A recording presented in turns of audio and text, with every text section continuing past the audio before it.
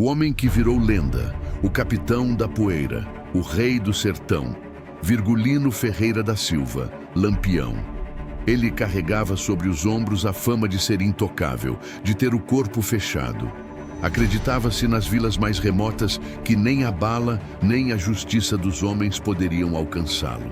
Ele era o terror e, ao mesmo tempo, a esperança, um símbolo vivo da resistência bruta do Nordeste contra a miséria e a opressão. Mas houve um dia, um único e terrível dia, em que essa invencibilidade mítica quase se quebrou para sempre. Não foi em Angicos, o fim trágico que todos conhecem. Foi muito antes, em um ponto esquecido do mapa, sob um sol impiedoso, em um lugar que tinha um nome doce, mas que exalava cheiro de pólvora e morte, a Lagoa do Mel. Este é o momento em que a história do cangaço parou, ofegante. Este é o momento em que Lampião viu a morte de perto, tão perto que sentiu o hálito frio do inferno na sua nuca e quase não conseguiu escapar para contar a história. Para entender como o sertanejo mais astuto e mais bem protegido do Brasil chegou à beira do abismo, precisamos voltar para o coração seco do Nordeste, ali pelo início da década de 30. O mapa do Brasil parecia rasgado ao meio. De um lado, o litoral, as cidades, a república, as leis que valiam alguma coisa. Do outro, o sertão, um mundo à parte, regido pela fome, pelo coronelismo e principalmente pela lei de Lampião. Nesse cenário de terra arrasada, Lampião não era um bandido comum. Ele era um sintoma da ausência do Estado. Ele operava em um vácuo de poder, transitando com desenvoltura entre Alagoas, Sergipe, Bahia e Pernambuco. Ele não apenas roubava e matava.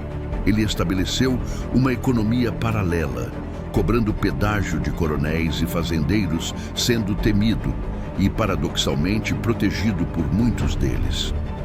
E para combater esse fenômeno que se recusava a morrer, o Estado usava o único braço que realmente chegava ao sertão: as tropas volantes. Esses homens não vestiam fardas de gala.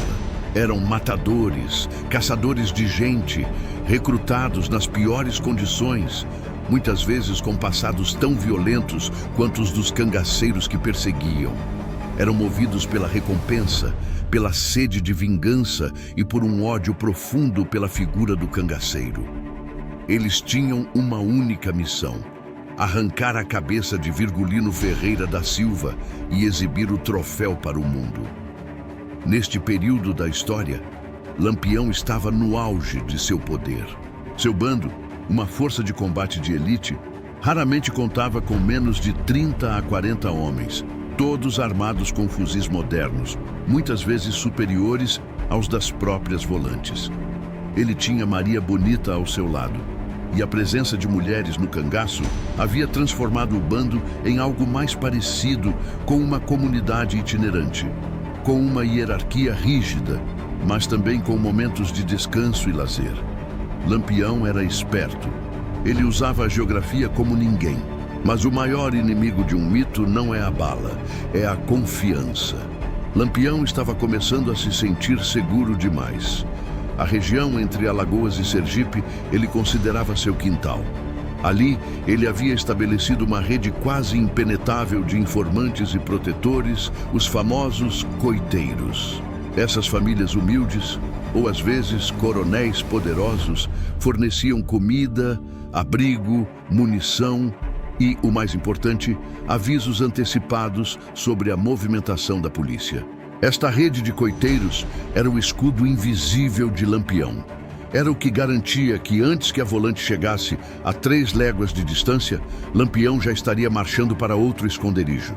Mas todo escudo tem um ponto fraco. E no sertão, o ponto fraco é sempre o mesmo: dinheiro e pressão. A volante de Alagoas, e especificamente as forças que operavam na fronteira com Sergipe, estavam sob uma pressão política brutal para liquidar o cangaço. Eles sabiam que um ataque frontal seria suicídio. A única forma de pegar Lampião era forçar a mão do coiteiro. A história por trás da Lagoa do Mel é intrincada e sombria. Para que Lampião caísse, Era preciso que os volantes tivessem informação precisa. E não uma informação qualquer, mas a localização exata, a hora da parada e o número de cabras. A informação precisava ser quente, recém-saída do ninho. O que se sabe é que um dos coiteiros de Lampião, um homem que jurava lealdade ao capitão Virgulino, foi alcançado. Talvez por medo de represálias contra sua família, talvez seduzido pela promessa de uma vida melhor, ou, o mais provável, pressionado e torturado pela volante, ele quebrou. Ele entregou o segredo. Ele revelou o local exato onde Lampião e seu bando fariam um descanso prolongado. O local era a região da fazenda Jaramataia, próxima à Lagoa do Mel, no município de Poço Redondo, Sergipe. Naquele momento, tudo mudaria. O preço desse segredo era a vida do cangaceiro mais famoso do planeta. Assim que a informação chegou ao comando das volantes, o plano foi traçado com velocidade fria. O ataque tinha que ser imediato. Eles não podiam dar a Lampião a chance de se mover. O comando mobilizou imediatamente as tropas mais experientes e implacáveis. O capitão Liberato de Carvalho, um dos grandes caçadores de cangaceiros da época, foi o responsável por liderar a investida, coordenando outros oficiais no cerco para garantir que não houvesse falhas na operação. A Lagoa do Mel era um local aparentemente ideal para um descanso, mas estrategicamente péssimo para um combate. Era uma área de mata densa, com a presença da lagoa garantindo água fresca, o que era um luxo no sertão.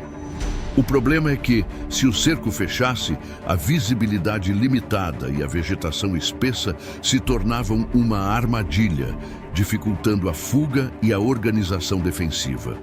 Lampião, acostumado a dormir em lugares abertos, em picos de serras ou em fazendas fortificadas, relaxou ali. Talvez ele estivesse cansado. Talvez a sua guarda estivesse baixa devido à sensação de segurança proporcionada por aquele coiteiro traidor. O bando chegou. Quase 40 homens e mulheres, com suas armas e seus balaios, espalharam-se pelo local. Eles começaram a montar o acampamento. O cheiro de comida no fogo, o ruído das conversas descontraídas, a rotina de um dia comum no cangaço. Enquanto isso, a volante estava rastejando pela caatinga como cobras. Os policiais, homens duros acostumados a longas caminhadas sob o sol inclemente, não dormiam, não falavam, apenas seguiam a pista quente. O peso de seus fuzis e o calor eram irrelevantes. Eles estavam perto de apanhar o maior prêmio de suas carreiras. O plano não era um ataque de longe, o que permitiria que Lampião mobilizasse seus atiradores de elite. O plano era uma emboscada, silenciosa, cirúrgica, feita para matar o líder e desmoralizar o bando. Eles iriam se posicionar no mato, esperar o momento de máxima vulnerabilidade e então abrir fogo de surpresa, mirando no coração do acampamento. A volante se dividiu em grupos menores, avançando por rotas diferentes para fechar o cerco de forma completa. A cautela era extrema, pois um único tiro antes da hora poderia arruinar toda a operação e custar a vida de dezenas de policiais. Lampião, alheio a tudo, estava ali, talvez contando os resultados do último assalto, talvez planejando a próxima visita a algum coronel amigo. As notícias sobre as volantes vinham atrasadas, desencontradas. A certeza de que estava seguro, de que seus coiteiros estavam funcionando, era a sua ruína. O sertão, que sempre foi seu aliado e seu protetor, agora preparava a sua cova. A confiança cega em sua rede de proteção o havia levado diretamente para uma ratoeira. À medida que os volantes se aproximavam, o ambiente ficava carregado. A tensão era tão densa que quase podia ser sentida. Era o fim da tarde e o bando começava a se preparar para o descanso da noite. Eram homens contra homens. O mito de Lampião contra a fúria da lei.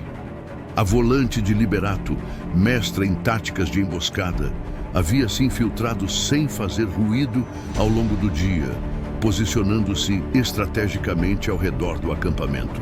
Eles esperavam o momento exato em que a vigília do bando estaria mais relaxada, no limbo entre o dia e a noite, quando os cangaceiros baixariam a guarda para comer e descansar. A distância diminuía. 50 metros, 30 metros. A volante estava posicionada, escondida pela densa vegetação da Lagoa do Mel. Lampião e seu bando de quase 40 cangaceiros, incluindo Maria Bonita e outros nomes importantes, começavam a se acomodar para a noite. O dedo estava no gatilho. O comando estava prestes a ser dado. O sertão respirava o silêncio pesado do crepúsculo, um silêncio que em poucos segundos seria rasgado pela mais violenta rajada de tiros que Lampião já havia enfrentado. Quando o primeiro tiro irrompeu, não foi um aviso, foi um inferno. O barulho seco e estrondoso dos fuzis Mauser e Winchester, disparando em uma cadência orquestrada, transformou o acampamento tranquilo em um pandemônio. Não havia tempo para gritos, mal havia tempo para reagir. Os projéteis cortavam o ar com a velocidade da vingança, atingindo redes, cofos e, pior, corpos desprevenidos. Lampião, apesar de toda a sua fama e arrogância, foi pego de surpresa. A surpresa era total. A volante de Liberato havia executado o cerco perfeito, atacando no momento exato de máxima vulnerabilidade. O caos era absoluto. Os cangaceiros, jogados ao chão, tentavam desesperadamente agarrar suas armas, que estavam fora do alcance imediato. A luz fraca do entardecer tornava difícil distinguir amigos de inimigos, e muito menos a direção exata dos tiros. Lampião, que tinha o sono leve e o instinto de sobrevivência afiado, conseguiu se levantar em um salto. Mas a chuva de balas era implacável. Enquanto ele se abaixava para pegar seu mosquetão, sentiu um calor lancinante, um choque violento seguido de dor aguda. Um projétil destinado a ceifar sua vida o atingiu no ombro esquerdo, causando uma ferida grave que lhe roubaria o uso completo do braço por semanas. A morte havia acabado de bater à porta e ele só escapou por centímetros. O sangue jorrou imediatamente. Virgulino cambaleou, sentindo a vertigem da perda de sangue misturada ao pânico. Mas o rei não podia cair. Se ele caísse, o bando inteiro estaria perdido. Aquele era o momento crucial de sua liderança. Com o ombro sangrando, Lampião urrou ordens. Sua voz rouca, cheia de dor e fúria, ecoava por cima do barulho dos tiros, tentando impor alguma ordem ao desastre que se desenrolava. Caminho da lagoa, peguem a caatinga. Maria Bonita estava ali, aterrorizada, mas não paralisada. Ela e as outras mulheres, Dada, Sila e mais algumas, foram imediatamente empurradas pelos cangaceiros mais próximos para o lado oposto da emboscada. Naquele cenário brutal, a prioridade era sempre a fuga imediata das companheiras, pois se caíssem nas mãos da volante, o destino seria pior do que a morte rápida. Os cangaceiros, em sua maioria, eram homens de guerra testados, mas a surpresa de Lagoa do Mel era diferente de tudo que já haviam enfrentado. Não era um tiroteio no meio da estrada, era um massacre premeditado em seu próprio acampamento. Neste inferno de chumbo e pólvora, alguns dos mais fiéis tombaram rapidamente. Era o preço da confiança quebrada. Eles se tornaram o escudo humano de Lampião, morrendo para que o capitão tivesse tempo de organizar a retirada.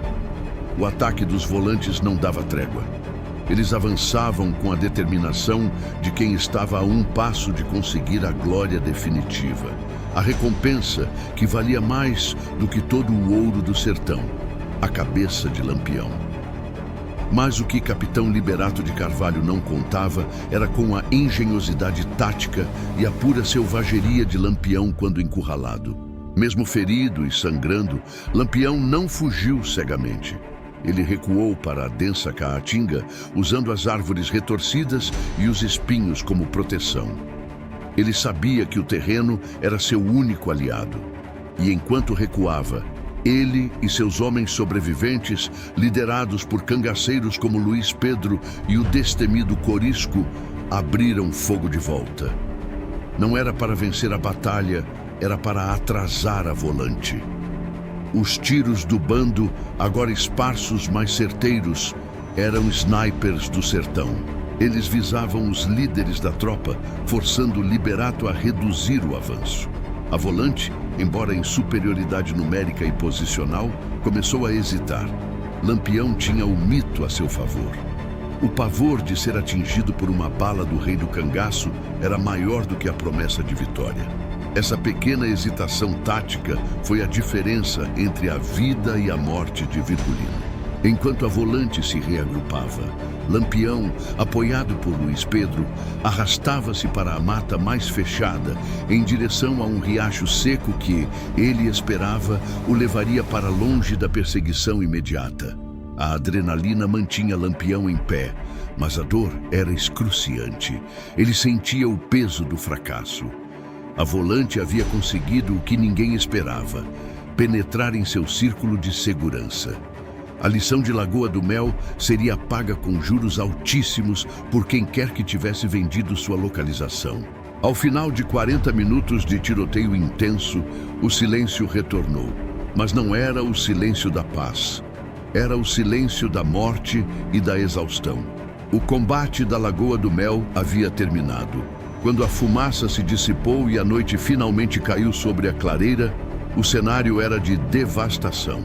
A Volante de Liberato, embora vitoriosa em expulsar Lampião, percebeu que havia perdido sua chance de ouro. O rei havia escapado, deixando para trás um rastro de sangue, munição e alguns de seus homens mais leais. Os cangaceiros tinham sofrido baixas significativas. Vários corpos jaziam na poeira, provas definitivas de que a Volante havia agido com precisão mortal. Mas Lampião, o alvo principal, estava longe. Para Liberato de Carvalho, a vitória era amarga. Ele havia vencido a batalha, mas perdido a guerra. Ele havia ferido Lampião, humilhado-o publicamente, mas o ícone estava vivo. E um Lampião ferido era infinitamente mais perigoso do que qualquer outro. Enquanto Lampião e os remanescentes de seu bando se arrastavam pela caatinga, dias de sofrimento e fugas se seguiram. O ferimento de Virgulino era sério e precisava ser tratado em segredo, sem um médico de verdade, apenas com os remédios rústicos do sertão e a perícia improvisada de seus companheiros. A fuga foi lenta, dolorosa e marcada pela paranoia. Lampião não conseguia confiar em ninguém. Quem havia traído sua localização? O preço daquele dia foi pago em dobro. Primeiro, na vida de seus cangaceiros. Segundo, na desconfiança que Lampião passou a nutrir por todos que se aproximavam. Este combate, a emboscada da Lagoa do Mel, não apenas feriu o corpo de Lampião, mas também atingiu o coração do mito de sua invencibilidade. Ele sobreviveu, sim, mas a partir daquele dia, a ideia de relaxar, de confiar, de se sentir seguro em qualquer canto do sertão, estava permanentemente banida de sua mente. Aquele dia serviu como um divisor de águas. Lampião percebeu que a Volante estava se tornando mais profissional, mais implacável. Ele havia enfrentado a morte e voltado, mas a Volante tinha provado que a lenda podia ser quebrada. Nos meses seguintes, a crueldade de Lampião aumentou, temperada pela raiva do ferimento e pela vingança dos que caíram na Lagoa do Mel. Se antes ele era temido, agora ele era uma força da natureza marcada pela cicatriz de um quase fim. Ele reorganizou o bando, reforçou as regras de segurança e a palavra traição passou a ser punida com uma rapidez e brutalidade que faziam até mesmo seus próprios homens tremerem. A história da Lagoa do Mel é a história de um homem que sobreviveu à própria morte, não por sorte, mas pela pura resiliência e lealdade de seus seguidores. É o momento em que Lampião, o rei, se lembrou de que, no final das contas, Ele era apenas Virgulino, um homem de carne e osso que sangrava e podia ser abatido. A mancha de sangue na terra seca da Lagoa do Mel, lavada pelas primeiras chuvas, desapareceu. Mas a lição, não. A partir daquele dia, Lampião nunca mais seria o mesmo. Ele era um sobrevivente, um fantasma que perambulava pelo sertão, sempre olhando por cima do ombro, sabendo que a próxima emboscada poderia ser a última. E foi assim, com a cicatriz física e emocional da Lagoa do Mel, que ele continuou sua jornada lendária, arrastando consigo o mito e a sombra da morte que havia lhe beijado o ombro naquela fatídica tarde de terror. O sertão continuava a girar, mas a certeza de sua invencibilidade havia morrido na areia quente. Virgulino tinha sobrevivido, mas o preço da sua vida seria pago por muitos outros. A Lagoa do Mel foi o aviso final de que o tempo do cangaço estava dolorosamente chegando ao fim.